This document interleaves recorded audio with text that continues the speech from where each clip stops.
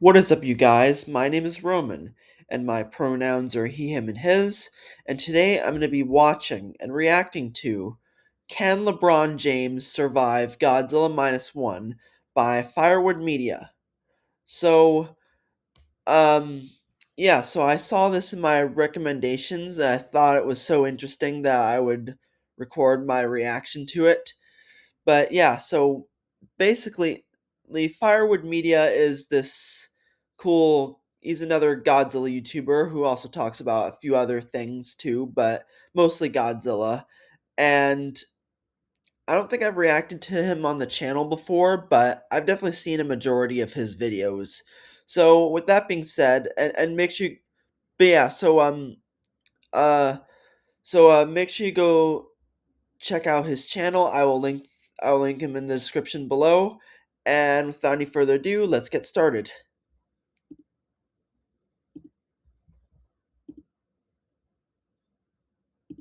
Let's take the plot of Godzilla Minus One, exactly as written, and swap the protagonist Koichi Shikishama for LeBron James.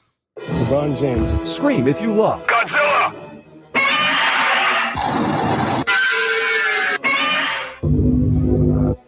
Well, that's funny.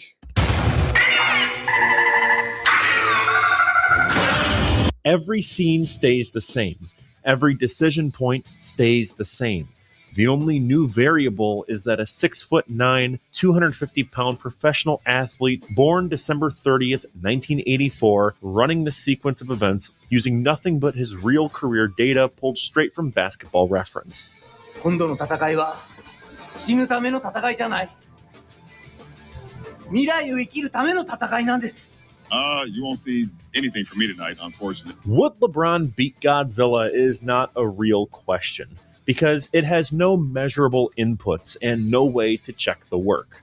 Unless he was like the same size as Godzilla, like Charles Barkley in that one commercial. Does this specific athlete with this specific... That would inspire you to do this video, by the way, because it seems likely. This is a very interesting premise for a video, but yeah. specific body and this specific career record survive this specific 1945 to 1947 timeline is a real question, and it deserves a real answer. Yeah, see, look, he even put him, he photoshopped him and put LeBron's head on top of the career record survive this specific 1945 to 1947 timeline is a real question, and it deserves... He even put him on top of Charles Barkley's. He replaced his face with LeBron's, so because it was in the comics. So, but yeah, I just thought it's a cool detail. I thought I'd point out. Deserves a real answer. One honest problem needs to be logged before any of this works. Godzilla Minus One runs from 1945 to 1947, Right. And LeBron, as we all know, was not born until 1984. So essentially, the film is set 37 years BL, or before LeBron. Unless he just like gets sent back in time or something, I don't know. But let's proceed anyways, on the standard genre assumption that the subject is airlifted into the timeline fully formed with this real-world stat line intact, and no memory of the 21st century, because that's the premise the question requires, and pretending otherwise would be just a different and less fun video. So first, let's start with the body. LeBron is listed at 6'9" and 250 pounds. 0 fighter cockpits in 1945 were built around Japanese pilots, averaging closer to 5'6" and 130 pounds, with canopy clearance measured in single inches. Godzilla never has to touch him for the first hurdle to become fatal.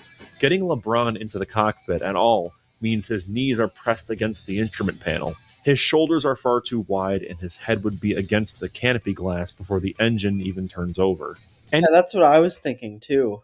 Like, would he like that's what I was wondering. Like because I was about to say, would he even fit in the planes? Because he's pretty big, and I don't think they made it that big for planes like that. especially of this time, just aren't built for tall people. So, yeah, of course he wouldn't. Any scene depending on fluid motion inside that cockpit has to be reconsidered around a pilot who barely fits the plane. So the first real test in the film is the freeze. Tachibana orders Shikishama to fire the cockpit gun at Godzilla on Odo Island, and Shikishama locks up, unable to pull the trigger while the monster is standing directly in front of him. LeBron's actual resume runs 22 All-Star selections, 4 championships, and 4 finals MVPs across 23 seasons of being handed the ball with the game on the line. A player with that volume of high leverage possessions has had hesitation trained out of him through pure repetition. So, in short, the freeze doesn't happen to this version of the character. That's pretty cool. A jump shot under playoff pressure and a wartime cockpit gun are 2 different skills wearing the same word. Trigger. A jump shot is a rehearsed, self-paced release against a rim that has not moved an inch in 100 years. A cockpit gun aimed at a ferocious dinosaur closing the distance in real time is a reactive skill against an unpredictable target, and nothing in 23 years of box scores measures that specific reaction chain. Credit LeBron the composure, leave the mechanical execution unscored, because there's no honest data for it.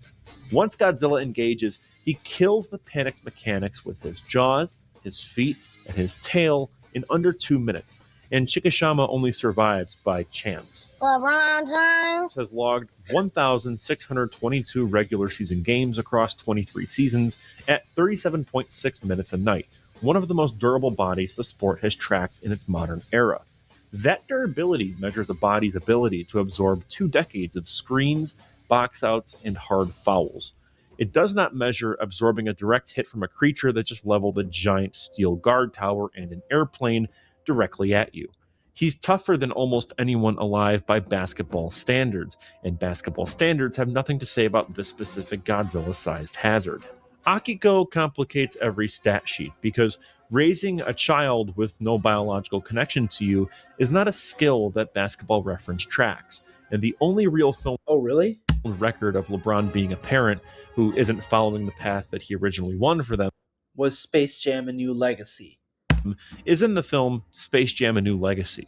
In that film, Dom would rather build video games than play basketball, and LeBron spends the first 2 acts trying to correct that, pushing his own version of what the kid should become before he ever asks what the kid actually wants. Shikishama runs Wait, so is LeBron James actually a father or not? Like, let me look it up. Hold on. Give me 1 second. Okay, so I did some research, and it turns out LeBron James is actually a father in real life. He's the father of 3 children with his wife, Savannah James. So he does have actual experience of being a father in real life. I don't know why he just said like the only experience of him or the only record of him being a father was in Space Jam: A New Legacy, because he does actually have kids, Firewood Media, but not to be. Just thought I'd point it out. into the exact same arc with Akiko. He refuses the word father when she uses it, insists the situation is temporary, and needs the better part of 2 years before he lets himself actually act like her parent. アキコ言ったろ俺はお前の父ちゃんじゃないぞ敷島それはまずいんじゃない実に不健全だ The Space Jam record is the closest thing to a control group available here, and it says LeBron gets there eventually too, just slower than you'd expect from a 4-time champion. The other real film data point is Trainwreck, where LeBron plays a version of himself defined almost entirely by refusing to pick up a check, splitting bills down to exact percentages, and treating a rich friend's money like it belongs to both of them. Shikishama takes the minesweeping job specifically because it pays well enough to keep Noriko and Akiko fed, at real risk to his life, which only makes sense as a decision for someone who has already run the math on every other option and found them lacking. 船には戦闘機乗りでしたのでなんだよこいつ使い物になるのか LeBron, as shown in the film Trainwreck, has been doing that math his entire adult life. He is not a reckless spender being pushed into danger by desperation. He is a careful person who takes a very dangerous, well-paying job with his eyes wide open because he has already priced out every safer alternative and ruled it out on the numbers. The Minesweeper section is where the numbers finally do useful work. Shikishama turns out to be an unusually good shot once he's handled the machine gun, and this maps directly onto data LeBron actually has. A career .507 field goal percentage and a .737 free throw percentage built across roughly 20,000 attempts is a documented record of hand-eye coordination and repeatable mechanics holding up under fatigue. Add 7.4 career assists a game, a running record of tracking multiple moving targets in three-dimensional space, and delivering a projectile to the correct one under a shot clock, and the case gets genuinely strong. Putting rounds into a floating mine cable from a rocking wooden deck is a task this specific set of skills were built for. But the timeline works against him. The minesweeping job runs for close to 2 years of steady sea duty with no rotation. The stat sheet shows him playing 79 games at age 22 and 76 at age 23, a workload. Wait. It's actually 78 and 76. Oh, okay. A workload a young, healthy version of this body handles without complaint. It also shows 70 games at age 40 and 60 games at age 41, product of a deliberate and well-documented load management approach that has extended his career this far by giving the body scheduled rest. But a 1947 wartime minesweeping crew doesn't run a load management program. The 23-year-old survives the machine gun grind easily. The 41-year-old, built around and managed 33.2 minutes a night, is carrying a body optimized for a different kind of workload entirely. Ginza is the hardest scene for LeBron. Once Godzilla's dorsal fins start glowing in front of the tanks, everyone in range needs a burst of raw sprint speed to clear the blast radius before he fires. And sprint speed is the Right, but in the movie, you're probably about to say that LeBron is fast, but or whether he has enough sprint speed or not. But what if since he's in the role since he's in the role of the main character in Godzilla -1, why doesn't he? I'm pretty sure he would just. I'm pretty sure that it would be like in the film where he gets pushed off to the side, where you know, why not just do that? I don't know. the one thing this stat sheet never records directly, but what it does record is 23 years of listed positions, and the shift across them says plenty. He came into the league as a shooting guard from 2003 to 2004, and then spent his prime at small forward. And by 2021 to 2022, was being listed at center, a move that tracks with the loss of the first step burst that used to get him past defenders on the open floor. The version of him standing in Ginza by 1946 is, by any honest reading of this record, the older and slower one, and the one scene where a faster first step is the entire game.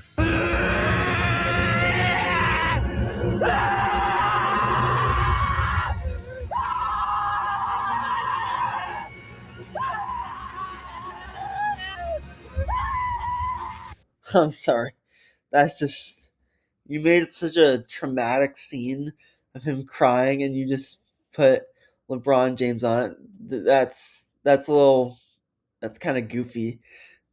I like it. The ending asks for something this record argues against. Shikishama flies a plane loaded with 2 bombs directly at Godzilla's mouth with no ejector seat anyone fully trusts, closing a redemption arc built around a man proving he can finish what he started. LeBron's public record over the last decade centers on recovery routines, sleep tracking, and a documented drop from 79 games a season down to 60, all built around stretching a career out as long as possible. A single irreversible mission built on personal sacrifice sits outside that whole pattern. Tachibana's actual order in the film is the detail that saves him. He doesn't tell Shikishama to die for Godzilla, he tells him to live. And Shikishama's entire arc from that point is built around proving he can follow that specific instruction, which is why the plane's ejector seat, the one detail everyone forgets from the finale, matters as much as the bombs do. LeBron's career, which was built on 23 years of protecting the body for the next game, the next season, the next chance, is a career that ejects. It's the single closest match between LeBron's real documented instincts and the actual mechanics of the scene, once you look past the kamikaze angle. Run the sequence honestly, and the verdict lands close to the film's actual ending. I mean, sure, LeBron wouldn't fit inside the fighter jet, but it doesn't matter. He has real shooting mechanics Right. for the machine gun scenes, hand-eye coordination built across nearly 20,000 field goal attempts. He does not have the sprint speed Ginza requires at age 41 because nothing in a 23-year positional record suggests the first step he had at 23 is still there. But he does have the one instinct the ending is actually testing. Tachibana's order was to live. Getting out of that cockpit alive is exactly the kind of decision that a 23-year, 1,622 game career has trained him to make every single time. The finale works because the mission was never actually about proving Shikishama could die well. It was about proving he could choose to live once given the chance. That's right. And LeBron James that exact same choice in that exact same cockpit and 23 years of documented decision making says he pulls the ejector handle and lands. Thus, to answer the question of the video, could LeBron survive the events of Godzilla -1? I would have to say yes. Come on, man. That's too easy. And with all that out of the way, I'm Cole McCormick. You're watching Firewood Media. This is just a joke video, a complete shit post that I Oh, okay. So you did this as a joke. came up with while I was at work, and I just couldn't stop thinking about how stupid it would be to make something like this. So if you like this one-off shitpost video, consider subscribing or becoming a member to support the channel, just like these lovely people that are up on screen right now. Thank you so much for watching, and I will see you in the next one. Peace out. All right, guys. Wait.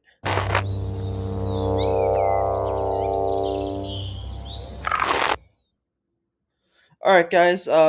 That's it for this video. Hope you enjoyed this. Hope you enjoyed this video. If you did, be sure to give it a thumbs up. Possibly share it with a friend. And if you're new, subscribe to my channel. Also, as he said, go subscribe. As Firewood Media said, go subscribe to him. I will link him below. And yeah, this was a cool video. I'm glad he explained in the end that it was just a joke, but nonetheless, whether a joke or not, I think it's a cool concept for a video. So yeah, this is cool. And yeah, so